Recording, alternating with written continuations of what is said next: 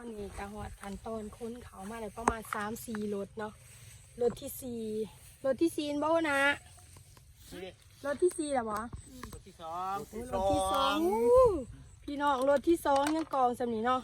เขาให้ยังบ่ทันเบิดเพียงเท่านี้แต่ว่าตอนเขาไปค้นซอยเพิ่นก่อนเขาไปค้นซอยเพิ่นก่อนคือว่าจะเป็นยังว่าอีกครั้งเป็นเดียวเลยนะค้นที่เสียแล้วคือ สมเลยได้เกิดนี่ ไม่ยืดนะโอเคคนเด้อ ใช้ไฟนี่ทำไหม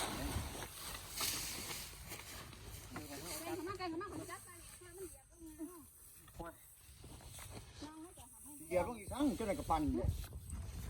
เรียบร้อย แกงเข้ามาเลย ลงกลับขึ้นก็เจอเนาะ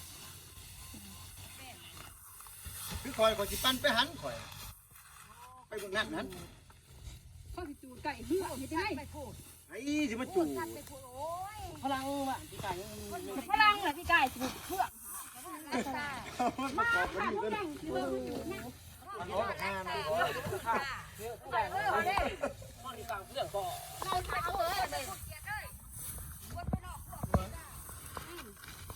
อ้วน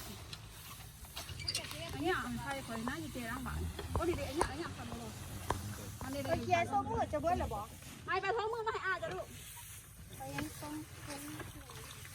วงการบาร์ยินเสียงรถว่าจังหวะ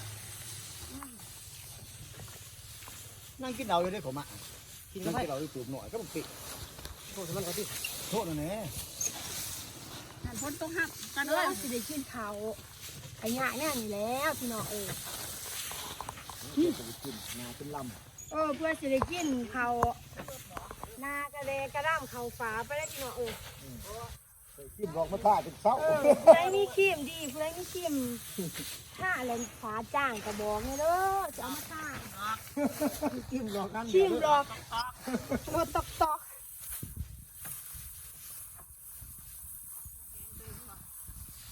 มันไงก็ได้ดอกบ้านเขาบ้านทั้งคนชื่อน้องโง่ก้มบ้านเขาเท่าไรเขา30ป้ายจอดไว้เดียวกันนั่นปั้นมา2 ชั่วโมง เป็นปลูกเงาะ น้องโง่เอาไว้เป็นลำไม้ ที่จะพูดต้องไปเกลียดปอกคือกัน โอ้ยเดี๋ยวยังไข่เลยมันแห้งอยู่ ยังยี่สิบเบ้าบ้ามีเพื่อนออกนอเดี๋ยว โตของในบ้านนี้บ้านนี้ มันออกขาวๆน่าไปแบบขึ้นรถขึ้นรถ ๆ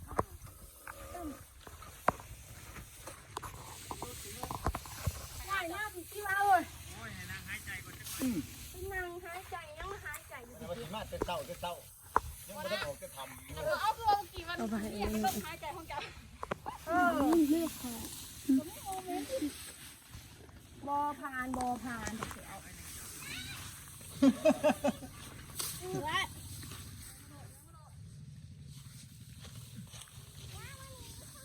เฮ้ยยังไง มาเลย ดูมา มาเร็วมาเร็ว ก็เกียร์ได้โตอ่ะสิมายังไง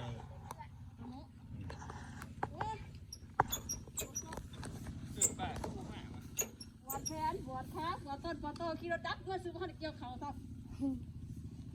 ปวดขาเลยพี่ รถต้องวุ่นคือรถวัดอะไรขี่รถตรงซ้ายเพิ่นต่างเติมต่าง แล้วโชคมันแข็ง จะว่าเขาพายมันนั่นเนื้อ โอ้ย โอ้ยน้ำหอนแห้งน้ำจมจากเขา หากว่าอ่าน โอ้คนมูมามันย่อมาอีกเหรอเคยนอนในห้องเนาะว่าห้ากองอะไรนะเขียนทีมท่าดูนะก็นะห้ากับปั่นพี่ แก ก่อน งกระดูกขึ้น แกห้ากองเป็นเหรียญนี่กันเลยจะน่าก็ย่อขึ้นเลย แม่เนี่ยนะ มันพอเดือดออกกระปู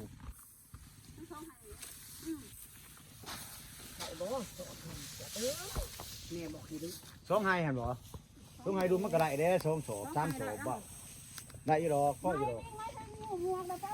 คบจังมาดูเอากระสอบไปเจ้าเจ้าต้องเที่ยวไปเจ้าดิ